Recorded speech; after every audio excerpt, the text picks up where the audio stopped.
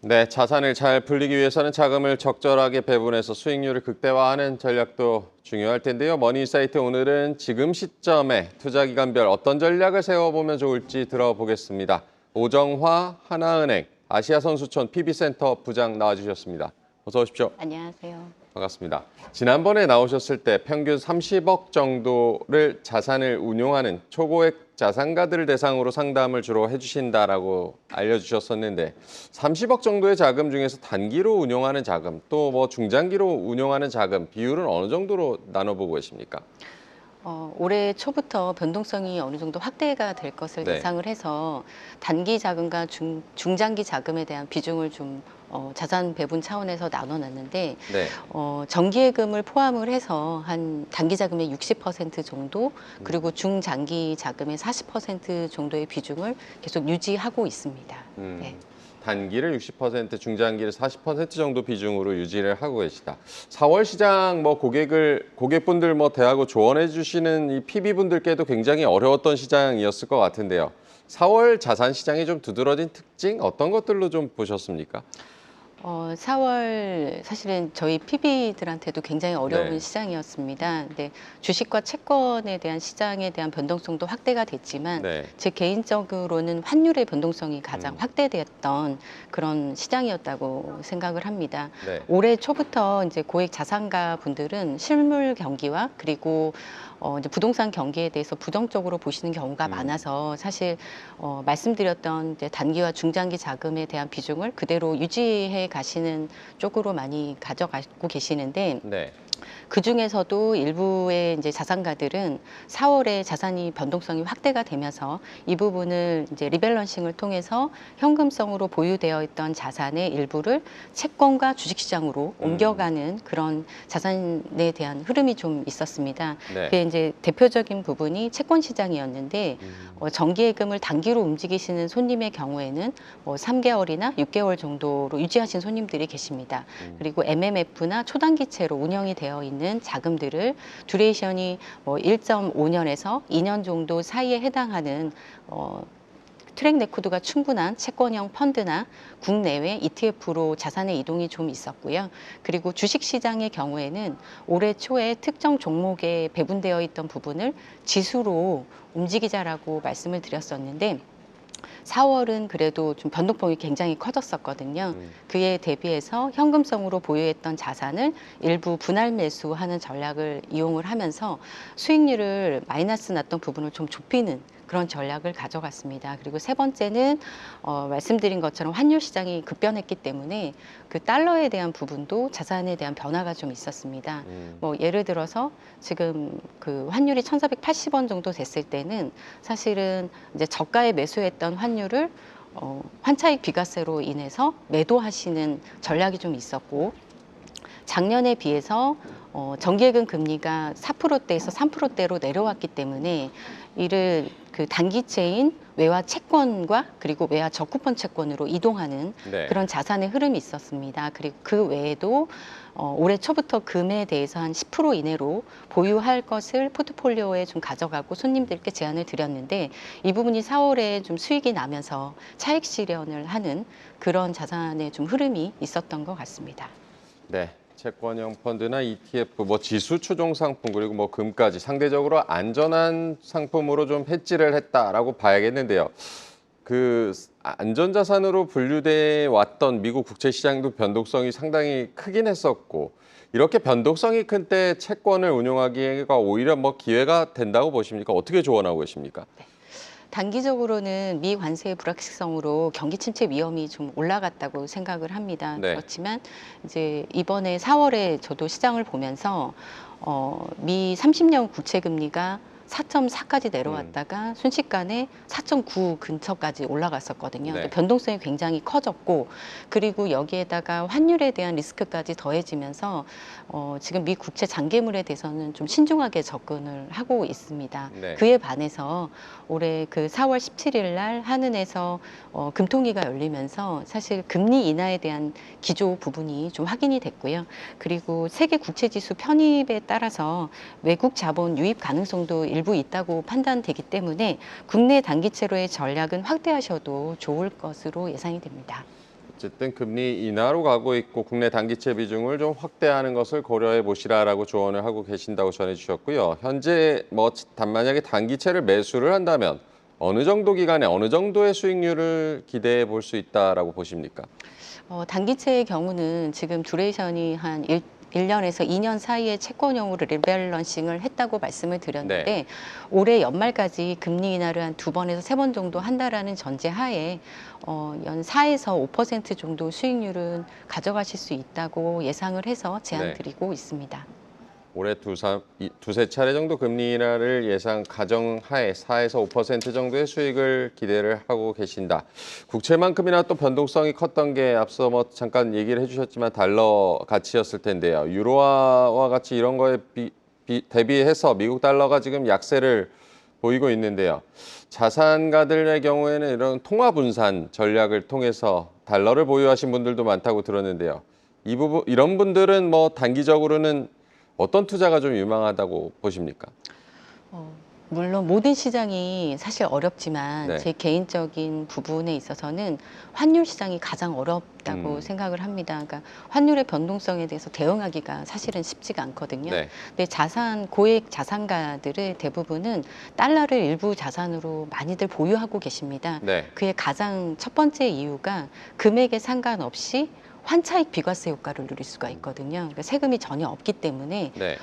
이번 같이 4월 9일 기점으로 급격하게 환율이 올라갔을 때는 저가에 매수하셨던 환율을 매도하시는 달러를 원으로 바꿨을 때 그 비과세 효과를 많이 누릴 수가 있어서 그렇게 많이 가져가셨습니다. 그런데 그에 반해서 달러를 계속 보유하시는 손님은 다른 어떤 용처가 있기 때문에 달러를 보유하시는 거거든요. 네. 그래서 그 경우에는 이제 단기 상품으로 이제 추천을 드리고 있는데 그 대표적인 부분이 외화 예금 통장입니다.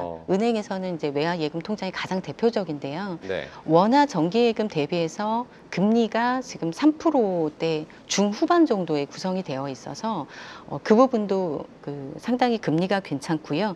그리고 일주일 단위의 금리가 2.6% 정도, 3개월인 경우에 3.65% 정도의 금리가 형성이 되어 있기 때문에 단기적으로 자금을 운용하시기에는 굉장히 좋은 상품이라고 말씀을 드릴 수가 있겠습니다. 정기예금을 3개월 단위별로 자동 재해치 기능을 하신다면 중간에 우리가 중도 해지를 하더라도 이자 부분을 다 받을 수가 있거든요. 그래서 그 부분을 첫 번째로 안내를 해드리고 두 번째는 외화 채권형 펀드입니다. 외화 채권형 펀드에는 우리 앞서 말씀드린 외화 정기예금하고 비교를 하자면 네. 금리가 한 4% 정도, 그러니까 수익률적인 면에서는 좀 더 우월한데 대신에 환매를 하는 시점에 있어서는 3영업일 정도 걸립니다. 이 부분은 향후에 이제 환율의 변동성이 있었을 때 3영업일이란 대응 시간을 놓치는 부분이 있습니다. 네. 그래서 그 부분을 고려하시고 투자하시면 좋을 것 같고요. 이 외화 정기예금과 외화 채권형 펀드는 이자 부분이 과세가 된다라는 거 알고 계셔야 됩니다. 그래서 환차익 비과세는 달러를 원화로 바꿀 때 그 효과를 보실 수 있다라는 점 말씀드리고요. 이 두 가지의 단점을 대안할 수 있는 상품이 저쿠폰 미국채입니다. 이 상품의 경우에는 종합과세 대상의 절세 니즈를 갖고 계신 손님들께 적합한 상품인데요. 외화 정기예금처럼 1년 미만의 만기로 구성이 되어 있으면서 과거에 표면금리가 낮게 구성이 돼 있다 보니까 네. 이자를 다 받으심에도 불구하고 절세적인 부분에서는 비과세 효과를 누리실 수가 있습니다. 그래서 안정성과 유동성 이 두 가지 부분의 장점을 가지고 있기 때문에 우리 고액 자산가들에게 가장 네. 많이 추천해 드리고 있는 상품입니다. 네, 이제 다음 달이면 종합소득세 신고도 있는데요. 아무래도 자산가분들은 이자 수익과 같이 이런 것들을 좀 신고해야 되는 만큼 세금에는 좀 민감하실 것 같은데 절세 관련해서 좀 관심 가져볼 만한 상품들 어떤 걸 좀 추천해 주십니까? 앞선 3월 달에도 제가 말씀을 드렸었는데 저희가 이제 가장 대표적으로 말씀드리는 게 ISA와 IRP 통장입니다. 네. 이 통장에는 이제 가입이 되어 있으신 분들은 적극적으로 활용하시면 좋으실 것 같고요. 그리고 금액이 크신 분들 같은 경우에는 정기예금보다는 방금 말씀드린 그 외화 적쿠폰 채권, 원화 적쿠폰 채권을 안내를 드릴 수가 있을 것 같습니다. 외화를 가지고 말씀을 드리면 네. 21년도에 그 외화 미 국채가 발행이 됐을 때 표면 금리가 0.2에서 0.3 정도에 발행이 됐는데요. 지금 현재 세전 수익률로 3.3% 정도 나옵니다. 근데 이게 과세 부분이 전혀 없기 때문에 이 부분을 종합과세 최고세율로 역환산하면 6%가 넘는 수익률과 동일하거든요. 네. 그래서 지금 이제 종합소득세 이제 신고 대상이신 손님들은 그 금융기관을 통해서 이런 상품을 잘 활용하신다면 절세 부분도 같이 누리면서 이자 소득까지 같이 비과세로 효과를 보실 수 있을 것 같습니다. 네. 절세 효과 측면에서도 여러 상품들 좀 소개를 해주셨고요. 황금성이라는 측면에서 중장기보다는 단기가 유리하긴 하지만 사실 뭐 장기 투자를 하는 것이 안정적인 이익을 내기에는 좀 더 좋다라는 뭐 보편적인 생각이 있는데 현 시점에서 중장기로 투자하기에 좀 적당한 상품들 어떤 것들이 좀 있을까요? 이제 그 앞서 말씀드린 거하고 조금 반대로 네. 단기적인 부분을 말씀을 드렸다면 중장기 관점에서 손님들께 이제 안내해 드릴 수 있는 상품의 이제 대표적인 게 특정 종목보다는 지수에 투자하는 종목으로 좀 안내를 드릴 수가 있을 것 같습니다. 근데 이제 지금처럼 시장의 변동성이 확대가 됐을 때는 그 환매 시점도 굉장히 중요하거든요. 그러면 예를 들어서 S&P나 뭐 나스닥의 대표 지수에 투자하는 ETF가 네. 대표적인 상품이 있을 것 같아요. 환매 시점이 3영업일이면 나올 수 있기 때문에 접근하시는 방법은 분할 매수를 추천을 적극적으로 안내를 해드릴 수가 있고요. 4월부터는 미국 시장에도 조금씩 관심을 가지시면 좋을 것 같습니다. 그래서 추천해 드리고요. 두 번째는 올해부터 이제 그 펀드에도 제가 좀 손님들께 적극적으로 안내를 해드리고 있는데 네. 그 이유는 이제 과거의 트랙 레코드가 충분한 그런 주식형 펀드들이 좋은 펀드들이 굉장히 많이 있습니다. 그 운영력에 따라서 이제 수익률이 조금 결정이 되기는 하지만 그 운영력 그다음에 총 자산 규모 이런 부분들을 뭐 고민을 하셔서 그 배당 인컴 펀드라든지 이런 펀드들에도 조금 분할해서 6월 말까지는 접근하시면 중장기적으로 굉장히 수익을 보실 수 있을 것 같습니다. 네, 중장기적인 투자 전략까지 들어봤고요. 마지막으로 이제 2분기에도 돌입을 했는데 2분기 투자 전략에 대해서는 지금 어떻게 조언을 해주고 계십니까? 네. 2분기뿐만 아니라 25년도 내내 굉장히 어려운 시장이 될 것으로 전망이 됩니다. 네. 지금 작년까지는 사실 미국 테크의 정답지가 딱 있었다면 네.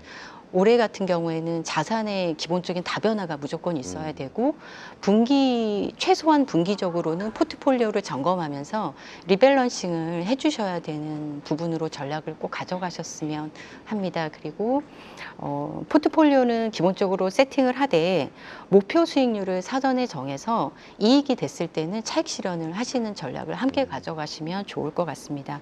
중장기적으로는 모멘텀은 살아있다고 보기 때문에 개별적인 종목의 수익률이 마이너스가 클 수는 있으나 나무보다는 숲을 보는 관점에서 전체적인 수익률을 점검을 하신다면 올 2분기 전략도 좀 슬기롭게 이겨내실 수 있을 거라고 생각합니다.